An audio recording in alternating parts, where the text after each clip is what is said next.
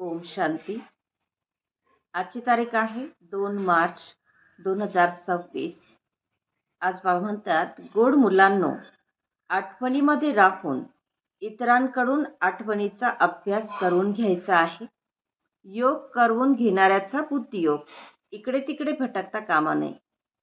प्रश्न आहे, कोणत्या मुलांवर फार मोठी जबाबदारी आहे, त्यांनी कोणत्या गोष्टीचे लक्ष जरूर ठेवले पाहिजे?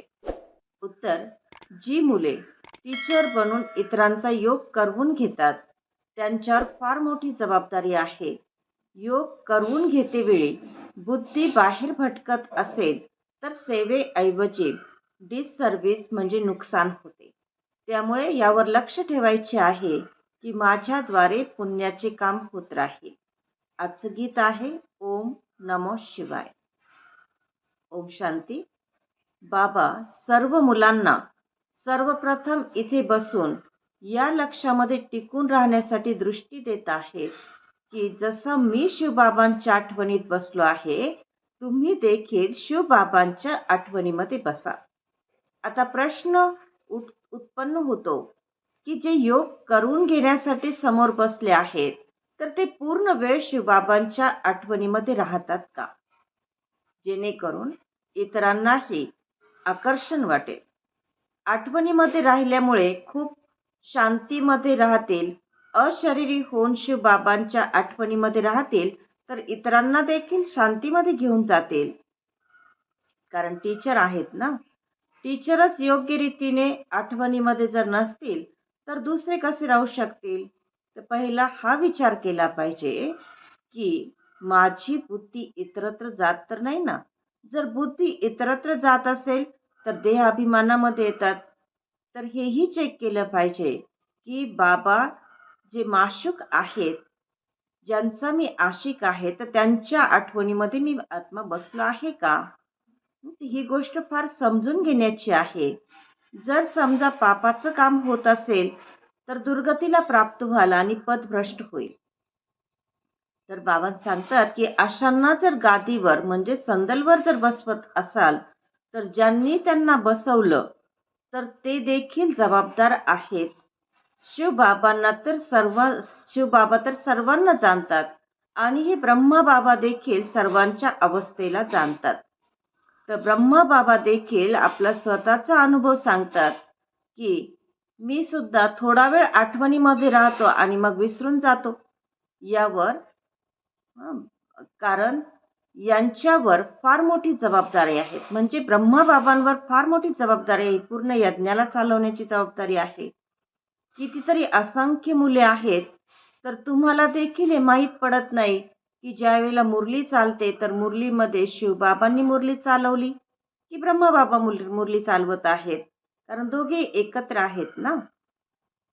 ब्रह्मबाबा सांगतात की मी देखील शिवबाबांची आठवण करतो आणि हे बाबा शिवबाबा म्हणतात की हे बाबा देखील मुलांना निष्ठा करून घेतात. म्हणजे योगाची बैठक करून घेतात.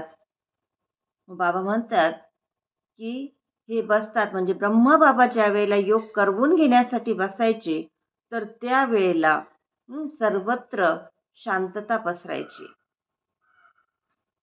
आणि बाबा सांगतात अनेकांना बाबांचं आकर्षण वाटायचं. शिवबाबांची आठवण सर्वजण यथार्थ रीतीने करायचे. कारण ब्रह्मबाबा पिता आहेत ना. तर बाबा म्हणतात की मुलांनो, आठवणीच्या यात्रेमध्ये राहा. तर बाबा मम्मा जे आहेत तर बाबा मम्माचे तर उच्च पद आहेच. बाकीची अजून माळा बनलेली नाहीये. एकही मणी संपूर्ण बनलेला नाहीये.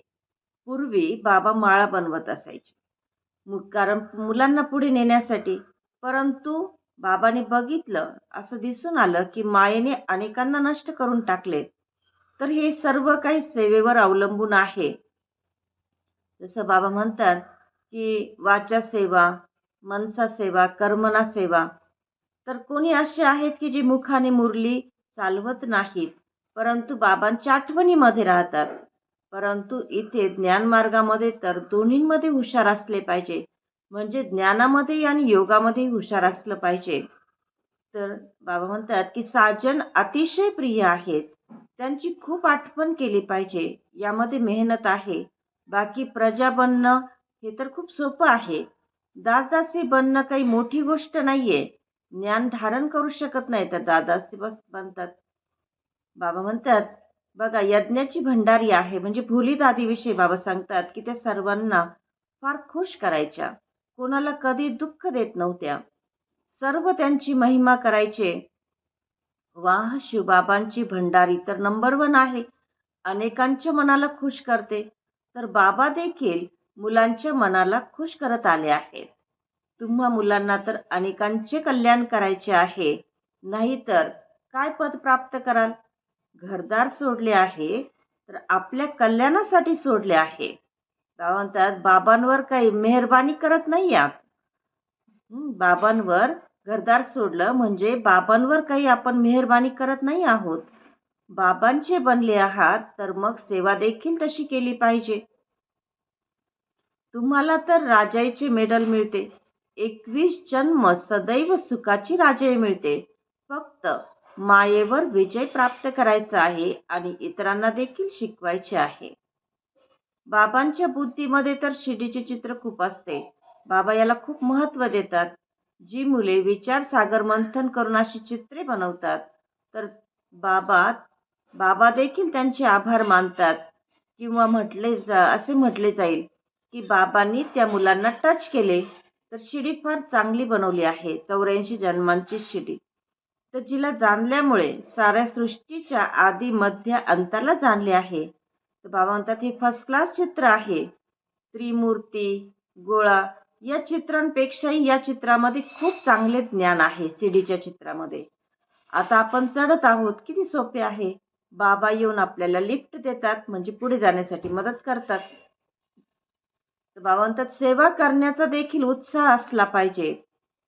समजावून सांगण्याच्या युक्त्या देखील बाबा आपल्याला खूप देत असतात. खूप युक्त्या मिळत असतात. तर बाबा सांगतात की शिडीच्या चित्रावर समजावून सांगा. चित्र तर सर्व पाहिजेत ना. त्रिमूर्तीचे चित्र देखील आहे. ते सुद्धा पाहिजे. बाबा देखील सांगतात बाबा सांगतात देखील की तुम्ही माझ्या भक्तांकडे जा. त्यांना ज्ञान द्या. आणि ते भक्त तुम्हाला मिळतील मंदिरामध्ये. मंदिरांमध्ये देखील शिडीच्या चित्रावर तुम्ही समजावून सांगू शकता. पूर्ण दिवसभर बुद्धीमध्ये हे असावे की आपण बाबांचा परिचय द्यावा, कुणाचे तरी कल्याण करावे.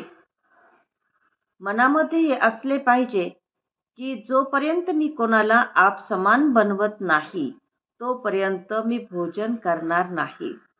पहिले पुण्य तर करू दे. पाप आत्म्याला पुण्य आत्मा बनवून मगच भाकरी खाईल. तर सेवेमध्ये गुंतून राहिले पाहिजे. कोणाचे जीवन सफल करावे तेव्हाच भाकरी खावी. आप समान ब्राह्मण बनविण्याचा प्रयत्न केला पाहिजे. बाबा म्हणतात मुलांसाठी मासिक निघत आहेत, परंतु बीके तेवढे वाचत नाहीत. ते समजतात आम्हाला थोडेच वाचायचे आहे. हे तर बाहेरील लोकांसाठी आहे. बाबा म्हणतात बाहेरचे तर टीचर शिवाय काहीच समजणार नाहीत. हे मासिक ब्रह्माकुमार कुमारींसाठी आहे. तर ते वाचून ताजेतवाने झाले पाहिजे. परंतु ते वाचत नाहीत. सर्व सेंटर्सवाल्यांना बाबा विचारतात की सर्व मासिके कोण वाचतात? मासिक वाचून काही समजतात का? कितपत ठीक आहे? मासिक काढणाऱ्यांना देखील शाबासकी दिली पाहिजे.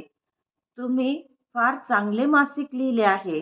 तुमचे आभारी आहोत. मेहनत करायची आहे. अच्छा. गोड गोड खूप खूप वर्षानंतर भेटलेल्या मुलांप्रती मातपिता बापदादांची प्रेमपूर्वक आठवण आणि सुप्रभात. आत्मिक पित्याचा आत्मिक मुलांना नमस्ते. आणि आम्हा आत्मिक मुलांचा आत्मिक मातपिता बापदादांना प्रेमपूर्वक आठवण, सुप्रभात आणि नमस्ते. धारणेसाठी मुख्य सारांश आहे. पहिला पॉइंट आहे राजाईचे मेडल घेण्यासाठी सर्वांच्या मनाला खुश करायचे आहे. अतिशय दयाळू बनून आपले आणि सर्वांचे कल्याण करायचे आहे. हड्डी सेवा करायची आहे. दुसरा पॉइंट आहे देह अभिमानामध्ये येऊन डिससर्व्हिस करायची नाही. नेहमी पुण्याचे काम करायचे आहे. आप समान ब्राह्मण बनविण्याची सेवा करायची आहे. सेवाभावी असणाऱ्यांचा नेहमी आदर ठेवायचा आहे. वरदान आहे, मनन शक्तीद्वारे वेष्टच्या वेटला नष्ट करणारे सदा शक्तिशाली भव. मनन शक्तीद्वारे व्यर्थाच्या ओझ्याला नष्ट करणारे सदा शक्तिशाली भव. विश्लेषण, आत्म्यावर वेस्टचेच वेट आहे. वेस्ट संकल्प, वेस्ट वाणी, वेस्ट कर्म यामुळे आत्मा भारी होते, म्हणजे जड होते. आता या ओझ्याला नाहीसे करा. या ओझ्याला नष्ट करण्यासाठी सदैव सेवेमध्ये बिझी राहा, व्यस्त राहा. मनन शक्तीला वाढवा. मनन शक्तीद्वारे आत्मा शक्तिशाली बनेल. जसे भोजन पचल्यामुळे रक्त बनते आणि मग ते शक्तीचे काम करते, अगदी तसेच मनन केल्याने आत्म्याची शक्ती वाढते. आजचा सुविचार आहे, जे आपल्या स्वभावाला सरळ बनवतात त्यांचा समय व्यर्थ जात नाही. आजचा अव्यक्त इशारा आहे, निश्चयाच्या फाउंडेशनला मजबूत करून सदैव निर्भय आणि निश्चिंत रहा. जो निश्चय बुद्धी असेल तो निश्चिंत असेल. त्याला कोणत्याही प्रकारचे चिंतन अथवा चिंता असणार नाही. काय झाले, का झाले असे होता कामा नये, हे व्यर्थ चिंतन आहे. निश्चय बुद्धी निश्चिंत असणारा कधीही व्यर्थ चिंतन करणार नाही. सदैव स्वचिंतनामध्ये राहणारा स्वस्थितीद्वारे परिस्थितीवर विजय प्राप्त करतो. ओम शांती.